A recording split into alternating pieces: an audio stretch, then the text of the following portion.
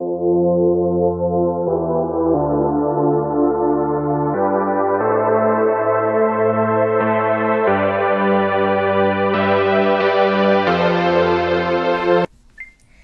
there, it's Stephanie Shea, Chief Astrologer for janspiller.com with your January 2021 astrological overview.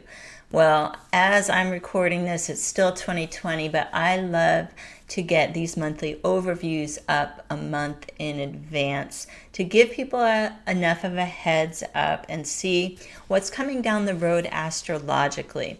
So it's pretty exciting to take a peek into the first month of our upcoming new year.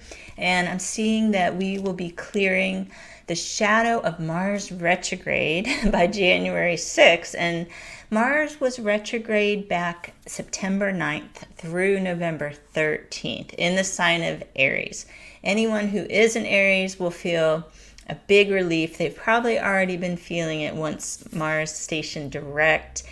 It puts less pressure on your inner world and you having to get things right with yourself, and you get to finally just do some things and interact more smoothly in the outer world, which is really something Aries loves to do. I mention a lot in these videos that I am an Aries. I'm actually a double Aries. So this Mars retrograde kind of ending is really a relief. I think it is important to have those times where we turn the spotlight on ourselves.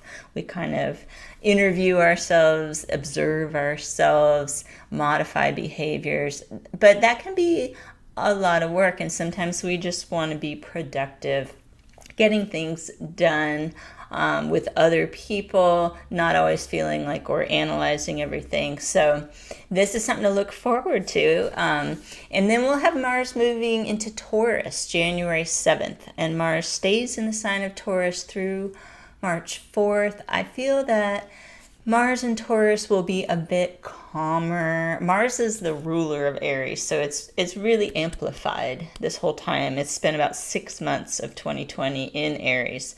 With Mars in Taurus, I think people will be more focused on their step-by-step plan. Taurus tends to move more methodically. It's a nice balance to the fiery planet of Mars. It's really good for working towards a financial goal. Taurus rules money, as well as working towards more harmonious relationships.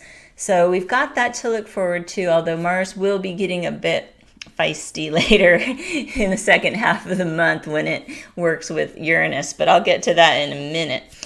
Before that happens, we're going to experience a new moon on January 12th at 23 degrees Capricorn.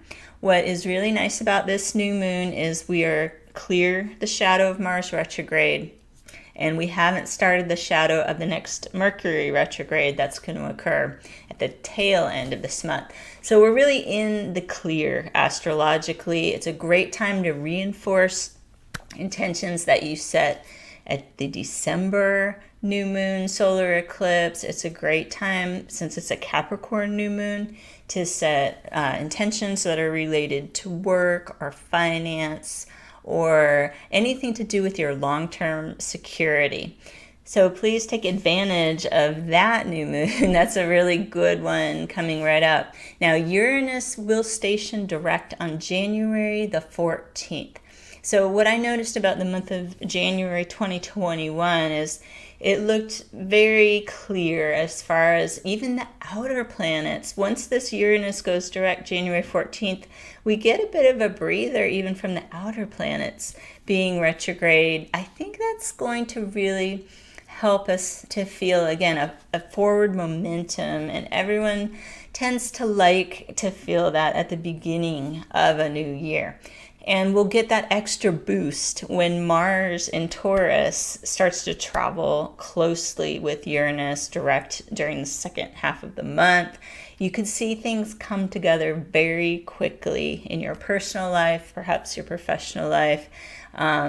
There's really not a downside, except it could be a bit too impulsive. So it's great to feel energized and motivated, and it's still wise to take a moment and make sure before you hit that send button, before you sign on the dotted line, that this is definitely something that feels right to you. Now, some other forward-moving energies that we can look forward to are the planets Jupiter and Saturn moving forward in Aquarius all month. And as you know, many of you know that Jupiter and Saturn were conjunct in Aquarius last month in an exact conjunction on December 21st. Since then, they've been traveling pretty closely together, but Jupiter is much faster from our perspective since it's closer to the Earth. So it's going to overtake Saturn pretty quickly. They will not be a combined force really after the end of this month. They'll be doing their own thing in Aquarius, which is perfect for that sign. And so I think that's going to set a tone, again, of moving forward, getting some new ideas going, trying some new things. Aquarius has a very experimental energy. So definitely make the most of this month. I would say before the middle of the month, the more things you can get done, the better, especially if it involves a big decision, because we will be moving towards a Mercury retrograde that will occur on the 30th, and we actually enter the shadow of that on January 16th. So the official Mercury retrograde will be January 30th to February 20th. But after about the 16th, you may want to slow down, start winding things down, maybe see what you have already started prior to that date that you can keep developing. So the rest of the month's astrology is looking pretty good, especially compared to how busy the 2020 astrology was. We've got the sun in Capricorn through January 19th, and then it enters Aquarius on January 20th, which happens to be Inauguration Day here in the United States. So that kind of brings in a fresh energy as well. And then our full moon this month is on January 28th. At 9 degrees of Leo. So I like the Leo full moon because there's a celebratory nature to it. It can bring up heightened sense of drama. That's a shadow Leo trait. But the positive Leo traits are all about playfulness, creative expression, and really letting yourself pursue your heart's desire. And I think this full moon will be a good time to cultivate those positive Leo traits. If you find people around you responding to the drama element of things, you can always take a step back. That's what Aquarian energy is really good for. So we have our sun in Aquarius. Get a little bit detached, do your own thing, and a few days after that full moon passes, it usually feels easier to interact with people and have more productive conversations. So I hope you can make the most of January's astrology. It's an exciting time to be starting a whole new year, and I'm glad I can bring you this monthly overview early so you can get ready for it.